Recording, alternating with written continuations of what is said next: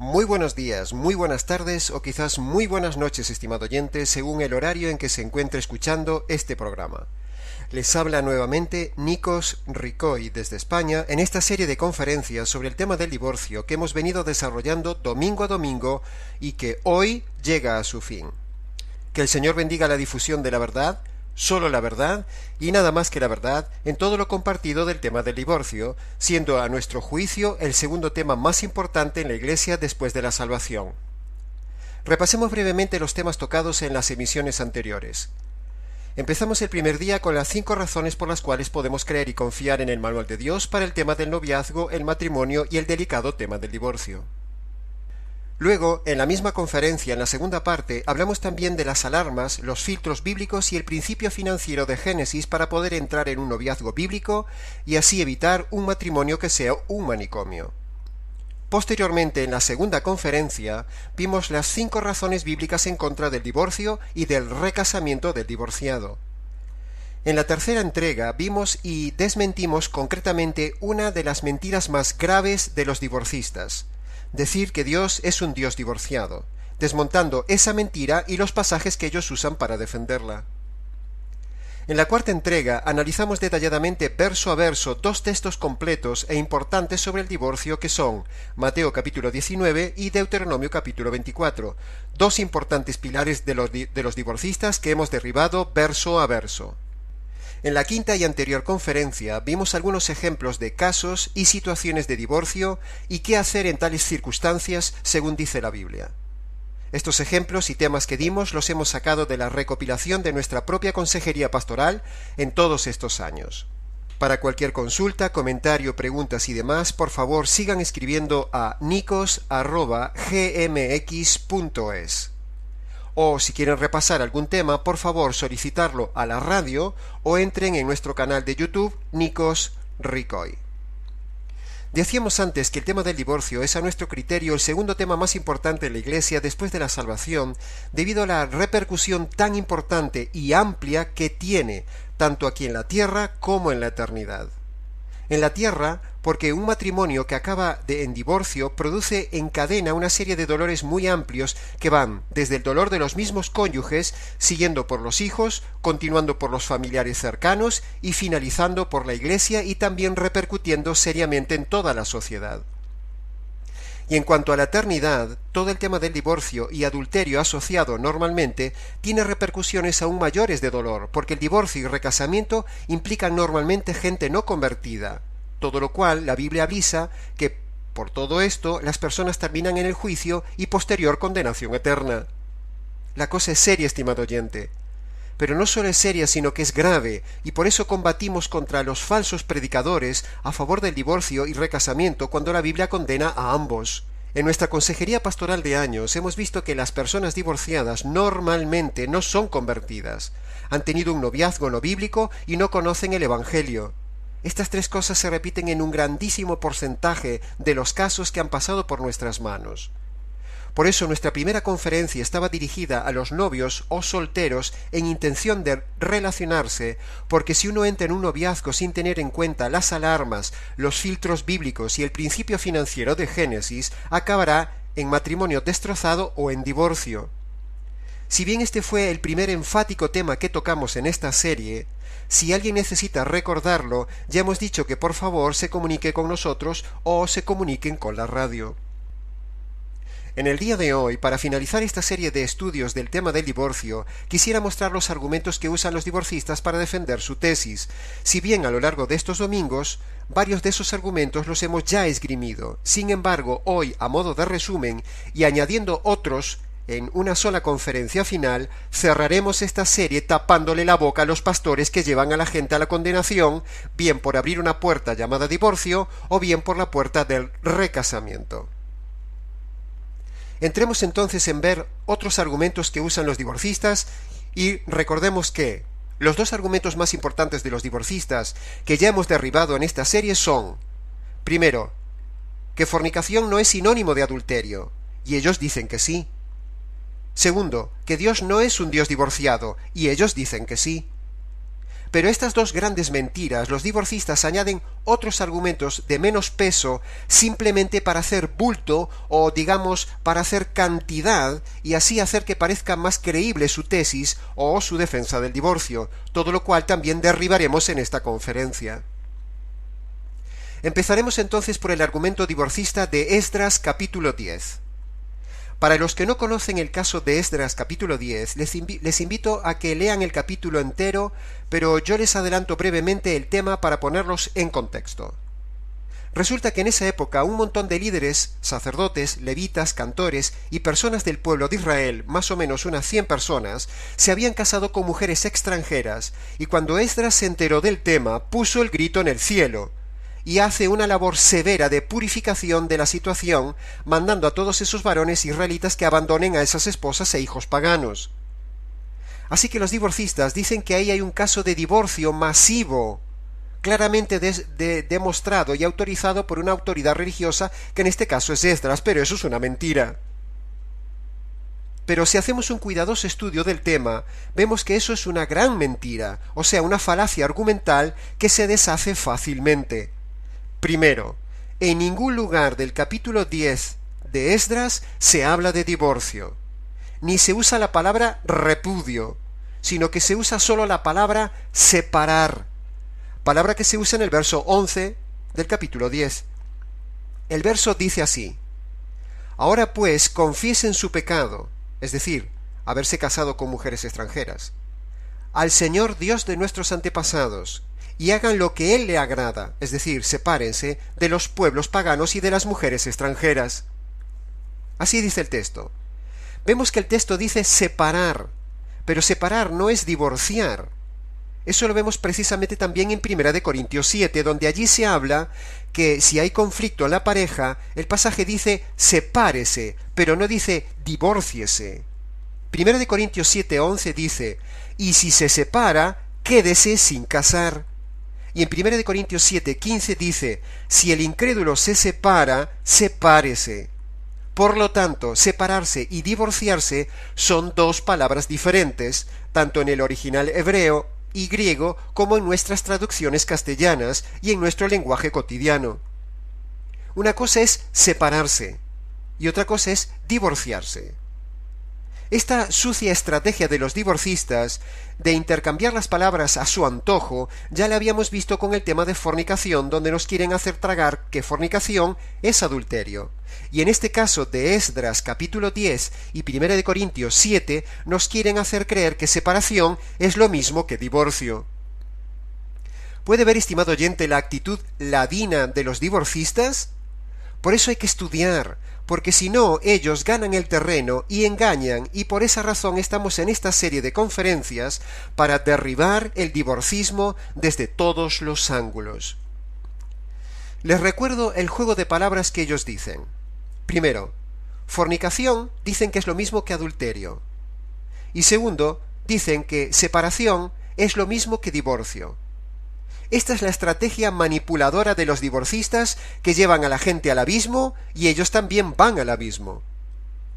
Tenemos que decir que en Esdras capítulo 10, versículo 11, que es el versículo clave, no se usa la palabra repudio ni divorcio, porque son palabras diferentes de la palabra separar. La palabra en hebreo separar es vadal, y la palabra divorcio es kerituz. La palabra divorcio viene del original hebreo karat, que significa cortar, y es la misma palabra que se usa para la circuncisión, es decir, cortar la carne. Por lo tanto, con toda esta evidencia, los divorcistas no tienen nada que hacer intentando usar Esdras capítulo 10 para decir que en el pueblo de Dios se divorciaban. El texto solo dice que se separaron. Léalo en el versículo 11 del capítulo 10. Por otro lado, la Biblia, en ese capítulo, no da más datos que los que están escritos sobre el tema, y el verso 11 solo dice separación, así que no se puede especular sobre lo que no se dice. Uno debe callar donde la Biblia calla y recurrir a otros pasajes o zonas de la Biblia donde haya mayor y mejor información del tema del divorcio, y la información de Esdras capítulo 10 no apoya el divorcio por ningún lado de forma clara. Esdras hizo abandonar a las mujeres paganas con sus hijos y punto final. Los divorcistas nos han dicho algunas veces que se supone que esta gente se volvió a casar.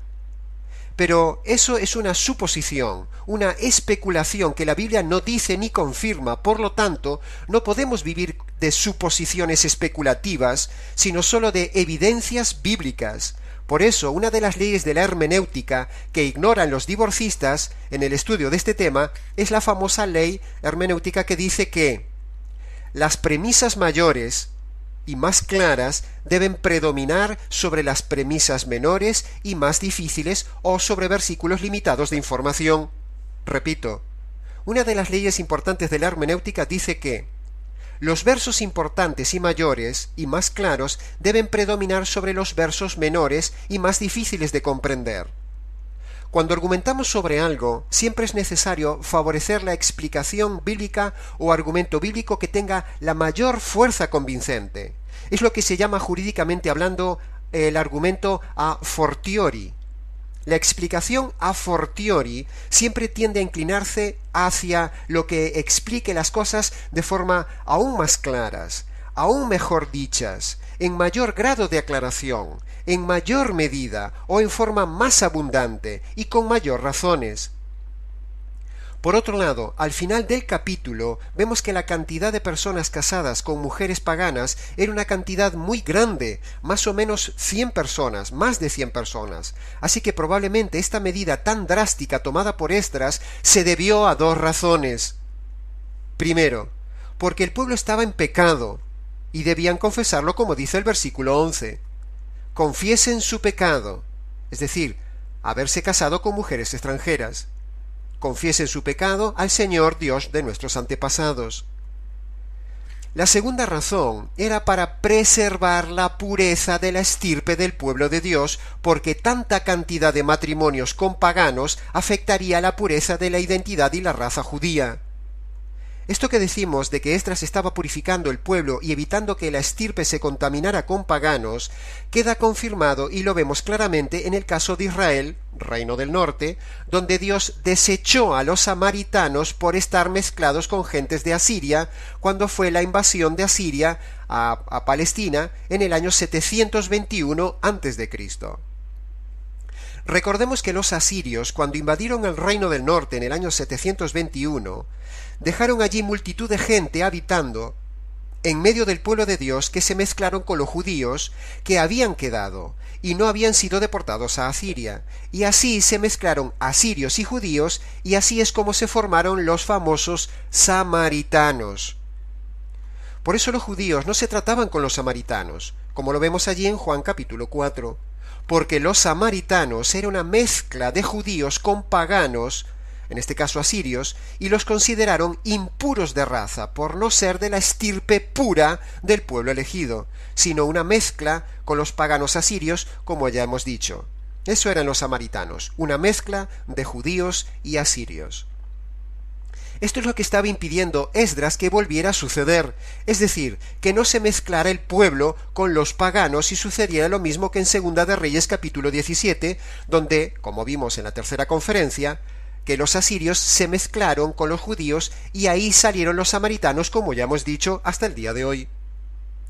En Esdras capítulo 4, versículo 1, vemos como en la reconstrucción del templo de Jerusalén, los samaritanos pidieron participar en la reconstrucción del templo, y las autoridades judías no se lo permitieron por ser precisamente una mezcla de paganos y judíos, como dice el versículo 3 de Esdras capítulo 4. Veamos lo que dice el texto. Esdras, capítulo 4, versículo 3. Dice así: No podemos permitir que ustedes se unan a nosotros en la reconstrucción del templo de nuestro Dios. Solo nosotros podemos encargarnos de reedificar el templo para el Señor Dios de Israel. Ahí se confirma lo que estábamos diciendo. Sin embargo, tenemos que decir que en casos individuales, repito, en casos individuales de paganos convertidos y casados con personas del pueblo de Dios, no se ve el mandato de separación. Por ejemplo, lo vemos en el caso de Rahab, la ramera de Jericó, que forma parte incluso de la genealogía del Mesías. Y también vemos el caso de Ruth, la moabita, que fue la abuela de David, entre otros varios casos, porque los casos individuales no afectan la estirpe nacional, y esas personas, aparte, se convirtieron al pueblo de Dios. Por eso creemos que Esdras estaba purificando la raza judía, impidiendo que la raza judía se mezclara con la pagana, y por eso mandó separar a los judíos. Ahí en Esdras capítulo 10.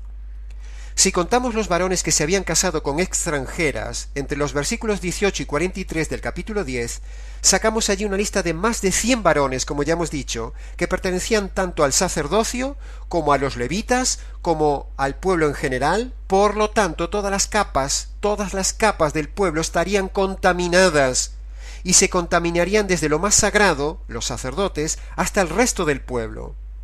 Era lógico que Esdras tomara tan drástica medida, pero nada de esto apoya el divorcio, que es lo que pretenden los divorcistas. Es necesario explicar todo esto, que nos hemos extendido tanto, para que los divorcistas vean que no somos tontos ni ignorantes como ellos lo son. Conclusión. Esdras capítulo 10 tampoco es argumento contundente para los divorcistas, porque el tema contextual central del capítulo 10 de Esdras no es el divorcio, ni tampoco se habla de divorcio, sino de solamente separación y de pureza de la estirpe judía. Por lo tanto, argumento derribado. Los divorcistas son mentirosos. Pasemos a otro argumento. Como ya hemos dicho, y ustedes recuerdan, los divorcistas dicen que en Mateo 5:32 y 19:9, en la famosa excepción de Jesús sobre el divorcio, dicen que fornicación es lo mismo que adulterio. Eso ya lo habíamos visto. Ese argumento está ya derribado en la segunda y cuarta conferencia, pero no contentos los divorcistas con ese estacazo que le hemos dado, en su retorcimiento por levantar la cabeza como una serpiente desafiante, los divorcistas entonces pretenden derribarlos diciendo que en el Antiguo Testamento, allí sí fornicación y adulterio sí son sinónimos, o que equivalen a lo mismo. Pero cuanto más pretenden escapar de sus arenas movedizas, más se hunden los divorcistas. Podríamos empezar derribando este absurdo argumento basado en el Antiguo Testamento de que fornicación para ellos es igual que adulterio, preguntándoles: señores divorcistas, si fornicación es igual que adulterio en el Antiguo Testamento, como ustedes dicen, entonces preguntamos, ¿podríamos entonces cambiar la palabra adulterio en el 7º mandamiento de la ley de Dios? Y en lugar de decir no cometerás adulterio, señores divorcistas, ¿podríamos cambiarlo y decir no cometerás fornicación? ¿Hay algún divorcista que se atreva a cambiar el 7º mandamiento con la palabra adulterio por fornicación? ¿Por qué en la ley de Moisés no dice fornicación, sino adulterio, si es lo mismo, o incluso fornicación es más amplio que adulterio, como ellos dicen? ¿Qué dice la Biblia si cambiamos algo de la palabra de Dios? ¿Quién se atreve a cambiar, añadir o modificar la palabra de Dios? Les recordamos a los divorcistas estos pasajes. Deuteronomio capítulo 4, versículo 2. No añadiréis a la palabra que yo os he mandado, ni disminuiréis de ella absolutamente nada, para que guardéis los mandamientos que Jehová vuestro Dios os ha ordenado. En Proverbios capítulo 30, versículo 6 dice: no añadas nada a la palabra de Dios, no sea que Dios te reprenda y te tenga por mentiroso. La palabra hebrea para adulterio en Deuteronomio capítulo 5, versículo 18, que es donde están los 10 mandamientos, donde dice no cometas adulterio, la palabra adulterio es naaf, mientras que la palabra hebrea para fornicación es zanaj. Por lo tanto, hasta un niño entiende la manipulación de los divorcistas. Y es que ellos se esfuerzan de 1000 formas para tratar de decir que fornicación es igual que adulterio, para luego entonces poder usar la excepción de Mateo 19:9, donde dice que el divorcio es posible por causa de fornicación, pero como ya hemos dicho en estas conferencias, fornicación no es adulterio, sino, entre otros casos, se refiere solo a uniones inválidas, tipo incesto, bigamia o uniones homosexuales. Pero los divorcistas no entienden eso. Por eso ellos necesitan forzadamente encontrar algún argumento donde poder agarrarse para demostrar que fornicación y adulterio es lo mismo, para entonces luego catapultarse hacia Mateo 19:9 y entonces decir, como Jesús dice que es por causa de la excepción de fornicación, como fornicación es adulterio, pues ya está, la gente puede divorciarse por causa de adulterio, lo cual es una gran mentira y una gran manipulación. En nuestra lucha constante con los divorcistas, en los debates, hemos encontrado frases como la siguiente que destacamos a continuación. Los divorcistas dicen: el acto del adulterio también contiene en sí un acto de fornicación. Repito, el acto del adulterio también contiene en sí un acto de fornicación, dicen ellos, no nosotros. Otra frase que me ha dicho un divorcista: hay algo en el acto de fornicación que puede también ser un acto de adulterio. Repito, hay algo en el acto de la fornicación que puede también ser un acto de adulterio, dicen ellos. Una tercera frase que me ha dicho un divorcista famoso: fornicación significa primero cometer adulterio. La vuelvo a repetir. Fornicación significa primero cometer adulterio, dicen ellos. Esto lo dicen algunos famosos divorcistas que andan por la red en internet, contra los cuales hemos debatido, diciendo ellos que las personas casadas también cometen fornicación, porque adulterio es una variable de fornicación, dicen ellos. Pero ese argumento se deshace fácilmente, porque cuando vemos montones de pasajes en el Antiguo Testamento donde la palabra fornicación aparece al lado de adulterio, vemos dos cosas. Primera, y es que adulterio y fornicación aparecen como dos palabras diferentes en los manuscritos. Ya hemos dicho que adulterio aparece como naaf, mientras que la palabra fornicación aparece como zanah. Por lo tanto, si el Espíritu Santo usa dos palabras diferentes, es por sentido común que son dos acciones diferentes, dos significados diferentes, y no la misma cosa como dicen los divorcistas. La segunda razón es que gramaticalmente estas palabras están en los versículos separadas unas veces por la conjunción y, es decir, la y, que gramaticalmente hablando siempre implica algo diferente o implica también suma de elementos, o las palabras adulterio y fornicación están separadas por una coma, lo cual implica lo mismo que con una y, es decir, implica algo diferente e implica suma de elementos. Por ejemplo, expliquemos todo esto con este siguiente ejemplo. Si yo digo, he comido frutas y verduras, es como si dijera, he comido frutas más verduras. Son dos elementos diferentes que he comido. Están separados por la y, porque son diferentes. Por ejemplo, si dijera, he comido carnes, pescados, frutas, verduras y dulces. Ahí estoy utilizando los dos elementos gramaticales que os decía antes. Estoy utilizando las comas y estoy utilizando, en último término, la y, que es la que ponemos al final de la oración.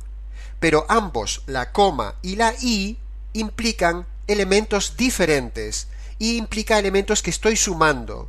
Si yo digo carnes, más pescados, más frutas, más verduras y dulces. Es decir, estoy hablando de elementos diferentes pero sumados. Y gramaticalmente, tanto una coma como la y son los elementos que muestran que son dos palabras diferentes. De la misma manera con las palabras fornicación y adulterio.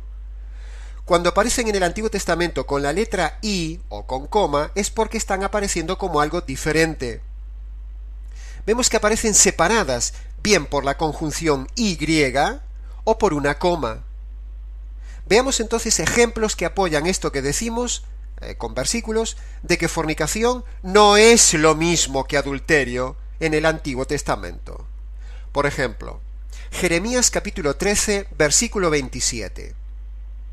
Allí dice, está hablando Jeremías reprochándole al pueblo de Dios, y le dice, tus adulterios, coma, tus relinchos, coma, tu fornicación, coma, tus abominaciones.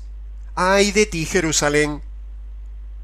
Aquí vemos que adulterio está separada de la palabra fornicación por la palabra relinchos, y aparte por 2 comas. Por lo tanto, no es la misma cosa que fornicación. Hasta un niño de escuela lo entiende, pero no los divorcistas. Otro ejemplo. Vayamos a Oseas capítulo 2, versículo 2. Allí, el versículo es un poco largo, pero en la parte central del versículo dice: sus fornicaciones y sus adulterios. En Oseas capítulo 4, versículo 13, dice la misma idea.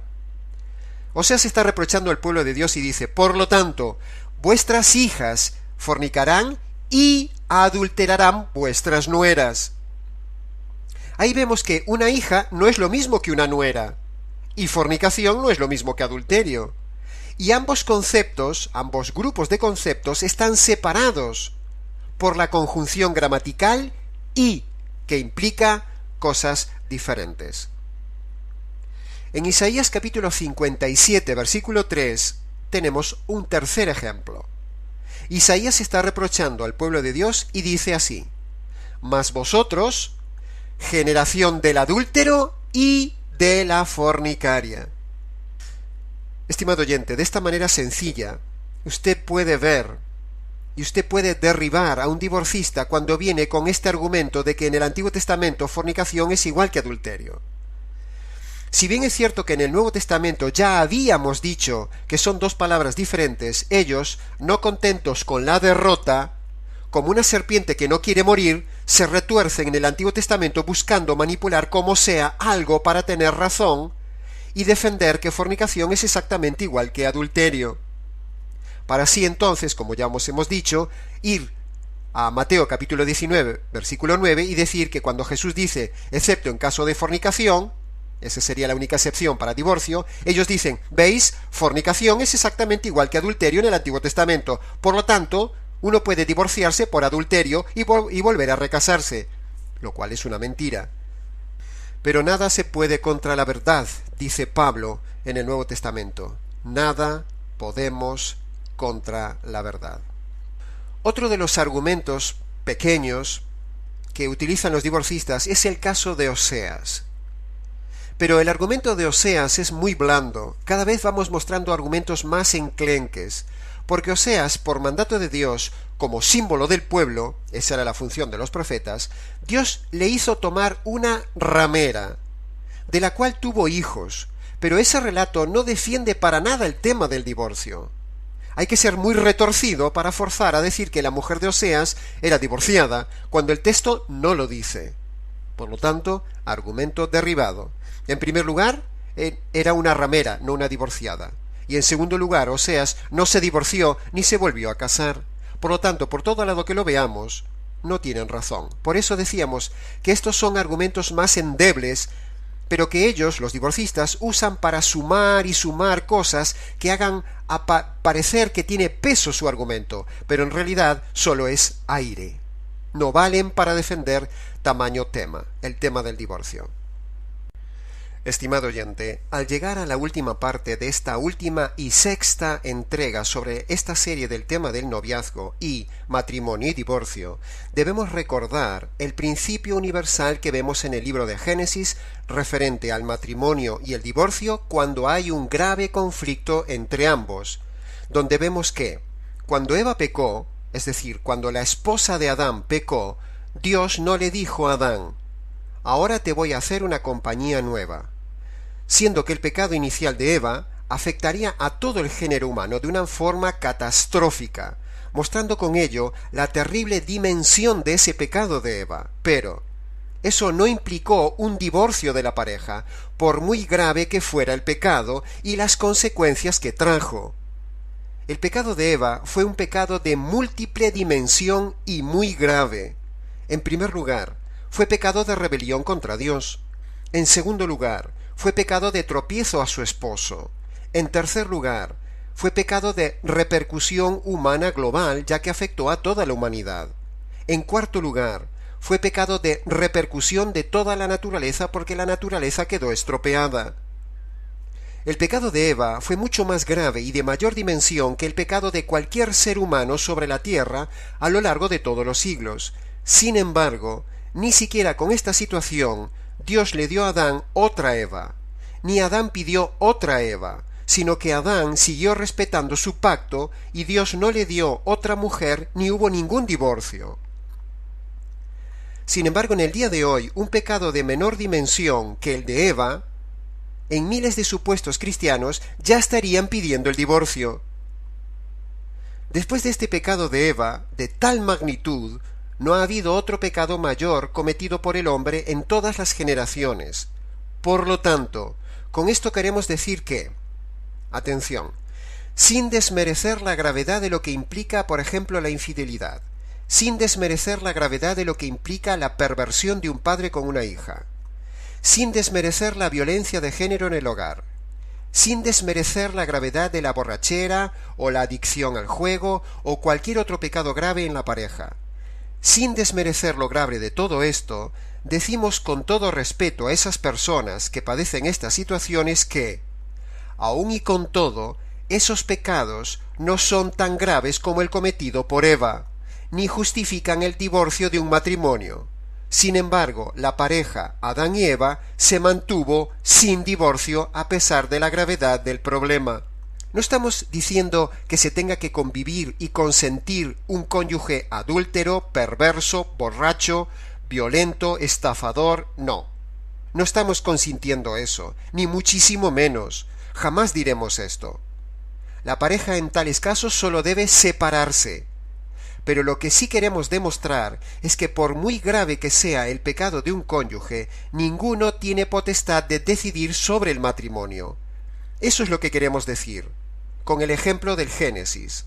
Adán no se divorció de Eva por mucho daño que ella haya hecho. ¿Qué nos enseña esto en Génesis? Que por mucho daño recibido y grave sea la situación, uno debe perdonar y no divorciarse. Ese es el principio que vemos en Génesis. Si uno se ha metido en el matrimonio voluntaria y libremente, entonces, ahora, solo puede salir del pacto matrimonial cuando el autor del matrimonio libremente lo decida. Lo único que se puede hacer en caso de conflicto grave es perdonar, restaurar si se puede, o simplemente separarse y esperar en Dios. Pero nunca decidir romper lo que Dios ha declarado unido, porque eso es rebelión. Si no, mejor no haberse casado, o haber escuchado las alarmas en el tiempo del noviazgo. Hasta aquí con este principio y enseñanza de Génesis, donde por muy grave que sea una situación, uno no puede divorciarse. Pero ahora me dirijo en esta ocasión de forma especial a las mujeres, porque ellas son las más frágiles y más vulnerables a ser engañadas como lo fue Eva, y son las que más pierden y a su vez las que más sufren. Las mujeres han recibido la herencia de Eva, y eso lo han visto mis ojos en la consejería pastoral 1000 veces, innumerables casos de mujeres engañadas por las promesas y las palabras bonitas de los astutos hombres que, siguiendo el principio del enemigo, engañan a la mujer. Por eso es muy importante, estimada oyente, que tengas muy en cuenta, que seas muy sensible a las alarmas innatas que Dios dio y a los filtros bíblicos que Dios te da en su palabra, para no ser engañadas por las palabras bonitas de los hombres. Las mujeres, al ser muy emocionales, necesitan ser más racionales, y para ello Dios les ha dado la razón y la palabra de Dios. Cuando veas que en una relación, estimado oyente, algo no funciona, por muy pequeño que sea, escapa de esa relación o pagarás un altísimo precio, el precio de tu vida deshecha. Porque como dice la palabra, lo pequeño que no funciona, en lo mayor tampoco funcionará. Así que si en el noviazgo notas algo que es como una grieta en la relación, esa grieta acabará rompiendo y las impetuosas aguas de esa presa te matarán. Por eso, quiero terminar esta conferencia y la serie dirigiéndome a las mujeres para que no repitan el ejemplo de Eva y para que no sean engañadas. Nuestra consejería pastoral va mayormente dirigida a las mujeres, porque las mujeres son las que mayormente, en altísimo porcentaje, son las que deciden aceptar la propuesta matrimonial del varón. Claro que hay mínimas excepciones donde la mujer le propone matrimonio al varón, pero son muy pocas, y no es lo normal. Lo normal es que el varón pida a la dama el casarse con ella. Por eso, estimadas mujeres, al ser vosotras las que dais la última palabra de aceptar o no la propuesta de matrimonio, es por esa razón que recae sobre vosotras la responsabilidad mayor de lo que suceda en el matrimonio. Cuando la mujer dice que sí a una propuesta de matrimonio, es ella la que asume la responsabilidad final. Aunque parezca duro decirlo, pero cuando una mujer en el noviazgo acepta un matrimonio, es ella la que se ata y se hace responsable final del matrimonio porque es ella la que decide la última palabra. Y por eso es mayormente necesario ayudar y proteger a la mujer para que no sea engañada. El varón pide y la dama decide. El varón corteja y la dama acepta, o no. Así que mi grito de consejo en el día de hoy a cuantas novias están en una relación en este momento es que si en este tiempo presente hay algo que no funciona bien en tu noviazgo, si la alarma de la razón, la alarma de la conciencia, la alarma de la percepción femenina e incluso el consejo de los más cercanos que nos aman está gritándote, entonces rompe ese noviazgo y no entres en esa relación matrimonial, porque entrarás por las puertas del fracaso, camino del abismo. La mujer es la que más pierde en todo esto de un fracaso en las relaciones, tanto en el noviazgo como en el matrimonio.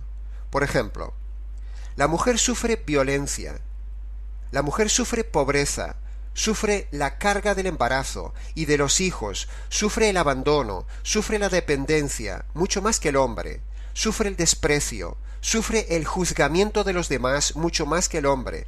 Por lo tanto, la mujer sufre mucho más. Así que es nuestro deber cuidar y velar por el vaso más frágil, que es la dama, para que no fracase ni sufra. Y por eso termino esta serie de mensajes dirigiéndome a las mujeres, porque hemos visto en nuestra consejería pastoral el terrible dolor de las mujeres por causa de ellas mismas, por no haber escuchado las alarmas innatas que Dios da, ni los filtros bíblicos, y ser ellas las que decidan decir sí a la propuesta de matrimonio. Por lo tanto, la responsabilidad recae mayormente sobre ellas. Entonces, por eso debemos cuidar a las mujeres y advertirles, porque luego no hay salida. Recuerdo varios casos, y ahora mismo tengo uno en mente, de una mujer que tenía ya edad de sobre 30 años. La presión social, la presión familiar, el desconocimiento de la Biblia y el no hacer caso a las alarmas, resulta que un día apareció un picaflor tratando de conquistarla, y así lo hizo. Pero ese picaflor era bebedor, coqueteador y más cosas en el noviazgo, y ella lo vio, pero no hizo caso de esas alarmas, de esas evidencias. Ella pensó que lo cambiaría una vez estando casada. Así que ignoró las alarmas y se casó. Al poco tiempo, él se fue con otra y llegaba borracho a casa. Como este caso, hay 1000. Llegó entonces ella a nuestra consejería, analizamos el noviazgo y vimos que se había saltado las alarmas y ahora estaba atada de por vida con problemas con los hijos por la disputa del esposo y 1000 desgracias más. Podríamos estar aquí contando historias anónimas de casos de mujeres casadas con todo tipo de hombres que las engañaron con palabras bonitas, a pesar de que ellas veían claramente las 4 alarmas que Dios da para evitar el fracaso: el razonamiento, la conciencia, el consejo de los más cercanos y la percepción femenina. Así que, tú que me estás escuchando, estimada oyente, quizás no tengas una advertencia más concreta y directa que esta que estás recibiendo de parte de Dios por medio de esta emisión radial. Si estás en un noviazgo donde han saltado las alarmas y no hay paz, es mejor estar sola que abandonada en miseria y también mal acompañada. Rompe esa relación hoy mismo. Por eso, para librarlas de todo este múltiple dolor, gritamos aquí en esta radio a las mujeres que tengan mucho cuidado a la hora de aceptar un matrimonio, Porque si en el noviazgo han saltado las alarmas y no se cumplen los requisitos de los filtros bíblicos que hemos dado en la primera conferencia, esa relación será un fracaso y la responsabilidad mayor y final de ese fracaso recae sobre la mujer por aceptar casarse con el varón. Por eso, para librarlas de todo este múltiple dolor, gritamos aquí en esta radio a las mujeres que tengan mucho cuidado a la hora de aceptar un matrimonio, porque si en el noviazgo han saltado las alarmas y no se cumplen los requisitos de los filtros bíblicos que hemos dado en la primera conferencia, esa relación de noviazgo luego será un fracaso y la responsabilidad mayor y final del fracaso matrimonial recae sobre la mujer por aceptar casarse con el varón que ha estado demostrando en el noviazgo que no era el idóneo. Por lo tanto, luego no puede quejarse, porque la culpa fue de ella por aceptar casarse con ese hombre. Aunque parezca duro decirlo, es así. La mayor y última responsabilidad la tiene la mujer, por eso merece mayor cuidado de nuestra parte.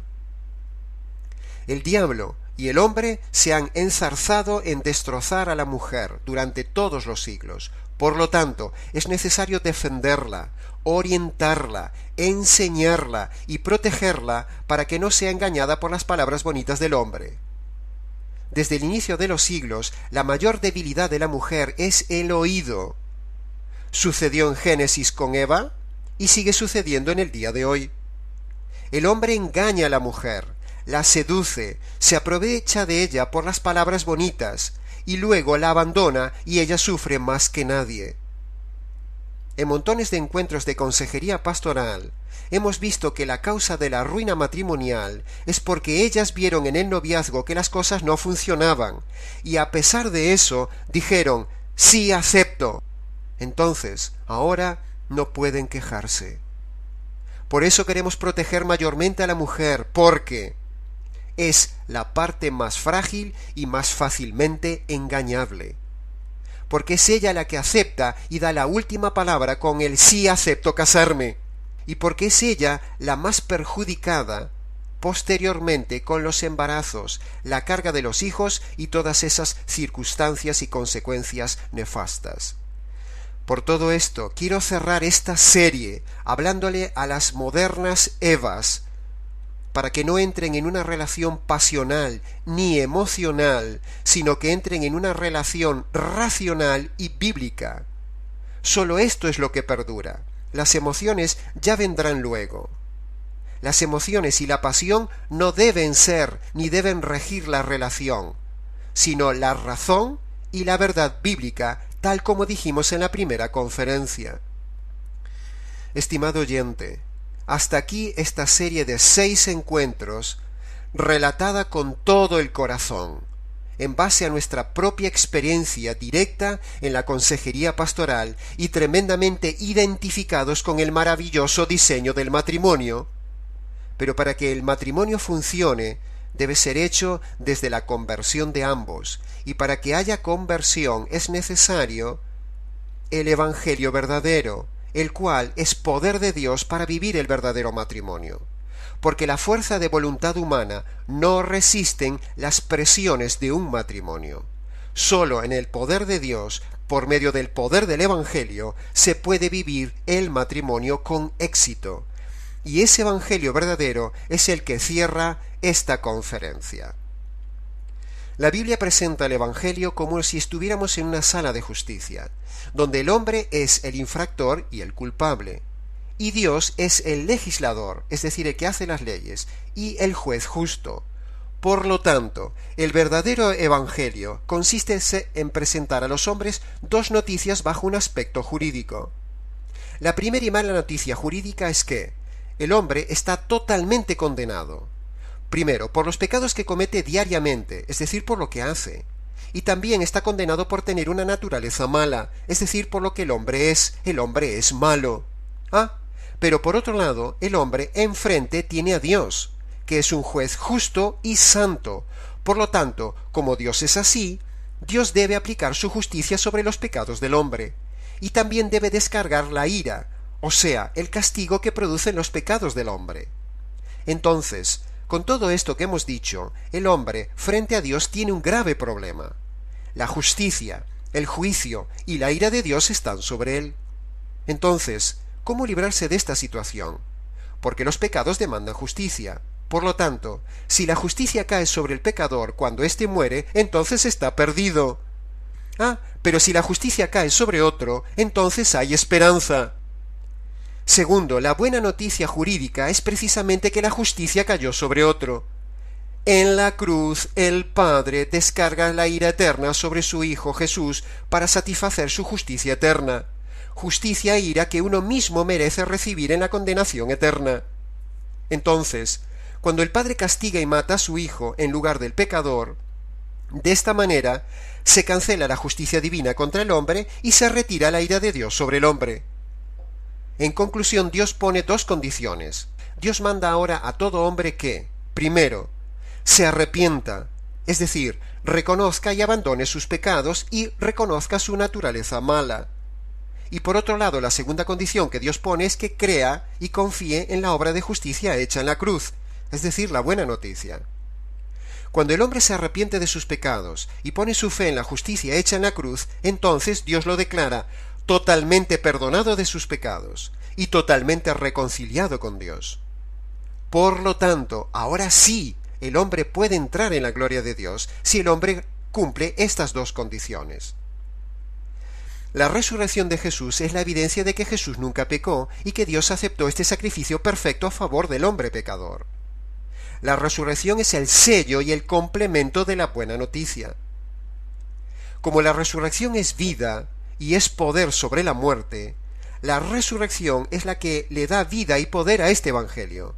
Por lo tanto, cuando alguien se convierte por medio del Evangelio verdadero, tiene vida y poder para vivir un matrimonio vivo, fresco y disfrutable. Entonces el matrimonio es una antesala del cielo y no una puerta al infierno. Que el Señor bendiga su palabra y ayude a cuantos lo necesitan. Por cualquier consulta, escriban a la radio o a nicos@gmx.es o entren en nuestro canal de YouTube, Nicos Ricoy. Les ha hablado en toda esta serie desde España, Nicos Ricoy.